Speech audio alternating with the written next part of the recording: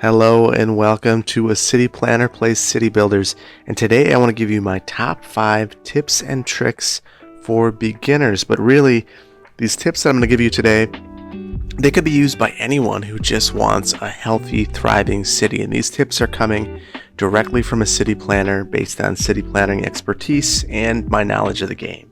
So let's dig right in. So first of all, utilize proper roadway hierarchy.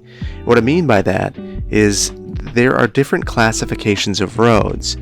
The one we're all familiar with to start out with is a highway. Going down from there are arterial roads, and that's these 6-lane roads. From there, collectors, and that's the 4-lane roads. And from there, local roads, that's the 2-lane roads.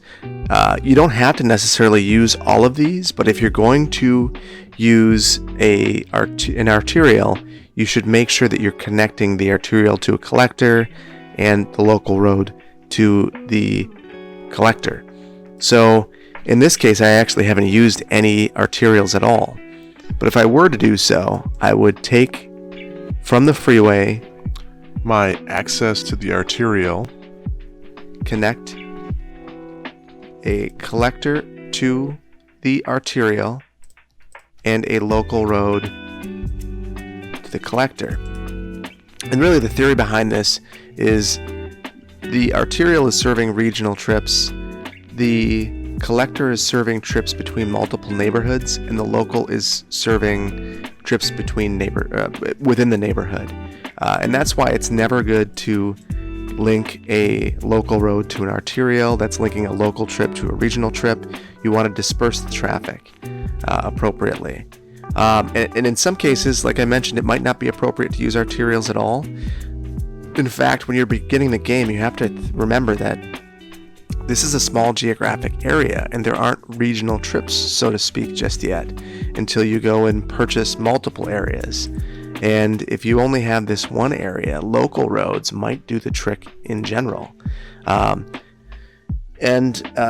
That kind of segues into the next topic, which is not having more roadway junctions than you need. So minimize the number of roadway junctions on collectors and arterial roads.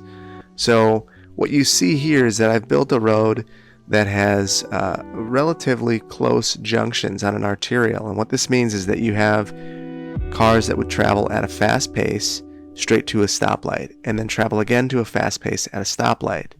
And the way that things are laid out in Cities Skylines is local roads have lower speeds, collectors have higher speeds than local but lower than arterial, and arterial have the highest speeds of any road that you can zone.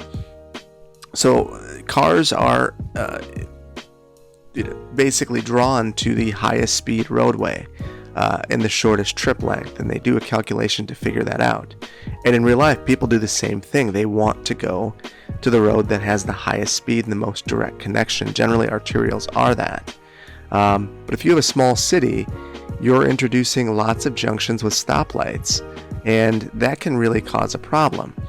So maybe a good place to demonstrate this would be in an area that I already have a lot of activity in. So let's just say I introduce a bunch of junctions here. There's a potential to stop at all of these junctions now, and they're not benefiting traffic in any way.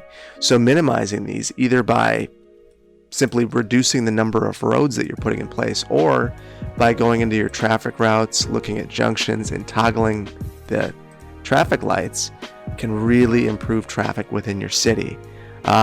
But really, you should think about how much road you need in general. If you take a look, every single cell of a road requires 32 cents a week in upkeep. And a better way to think about this is it would take you $3, in between $3 and $4 a week to maintain 10 cells. So 10 cells is the distance between this particular collector and this local road. So that's not very far, and that will start to bleed you dry. And if I were to add extra roads all the way through this neighborhood, it's $3, $6, $9 a week just to have those extra roads that aren't benefiting me and are actually taking away from the land that I can zone. So minimize those connections when you can. particularly on collectors and arterials. On local roads, it's not such a big deal because you don't throw in stoplights there or stop signs, and it won't mess up your traffic nearly as bad. Tip number 3, do not locate residential districts in between your industrial districts and the highway. What you can see here is that industrial trips are, for the most part, heading towards the highway for trips that aren't directly serving the city. But if I were to eliminate this access, all of these industrial trips will funnel through the city. And if I were to have a direct connection between the industrial area and the residential area like I used to, what you'll probably end up seeing is that many of these trips that would have otherwise gone directly to the highway will go directly through the city. And that's one of the reasons why when I built this city, I actually built it with 2 accesses to the highway in mind. I didn't want the industrial trips to travel through the residential neighborhood, lowering the desirability of all of the homes that the truck traffic is traversing through. You can see it starting to begin now. You have all these truck trips deciding that this is the best path because of speed and distance, and as a result, all of these neighbors are going to have sound pollution, and it's going to lower the property values and make those less desirable, make your city develop less quickly. So avoid this whenever you can. Avoid having your residential area in between the industrial area and the highway. And related to that, do not concentrate your trip generating uses. So what I have right here is, basically a really high trip generation area. And it's okay because this is a relatively small city, but imagine if I were to continue expanding this industrial area. And I went and added up north and east over here, and let's say I added a whole bunch of landfills in the same area. Well, all of these trips are now originating from the exact same location. And as a result, all of the traffic is focused on these local roads. So it's in your best interest to have multiple smaller industrial areas and to spread out uses like landfills, recycling centers, and things of that nature, so that you don't end up with clogged up roads. Now you're going to see all of this traffic funneling down this road and going down Roberts Street right into the industrial area, or right into the residential area rather. And you already see this road has a lot of pressure now, all because we've concentrated these uses. So spread them out whenever you can. Your city will function a lot better if you do so. Next, and our final tip, our 5th tip, is to provide other ways for people to get around other than driving. So that's bike lanes and pedestrian paths. So what you'll notice before is that I had a pedestrian path connecting this residential neighborhood to this industrial area. And the reason I did that is, you can even see it on this local road, there are people that are willing to walk to work. So provide that option.